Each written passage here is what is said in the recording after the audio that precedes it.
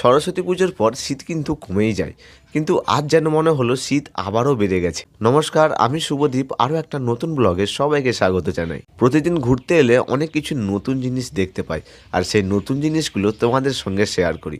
যেমন আজকের সূর্যটা কত সুন্দর লাগছে না?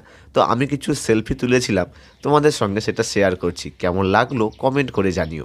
বাড়িতে এসে কিছু এডিটিংয়ের কাজ বাকি ছিল, সেগুলো কমপ্লিট করলাম। এই সপ্তাহের প্রথম রেসিপি বানানোর জন্য এখন লেগে পড়েছি।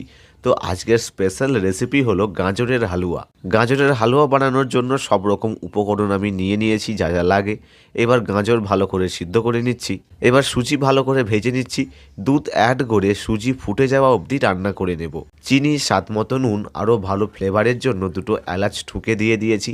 এবার সেদ্ধ করা গাজর দিয়ে ভালো করে নেড়ে চেড়ে আরও কিছুক্ষণ রান্না করে নিলেই তৈরি হয়ে যাবে আমাদের গাজরের হালুয়া। এই গাজরের হালুয়া রেসিপি শেপ ওভার ইউটিউব চ্যানেলে কাল 4:30 সময় আসছে। চ্যানেল ভিজিট করে দেখতে পারো। আর তার সঙ্গে সঙ্গে শেপ ওভার ইউটিউব চ্যানেলের 1,500 সাবস্ক্রাইবার হতে আর 3টে সাবস্ক্রাইবার বাকি আছে। আশা করি সেটাও খুব তাড়াতাড়ি কমপ্লিট হয়ে যাবে।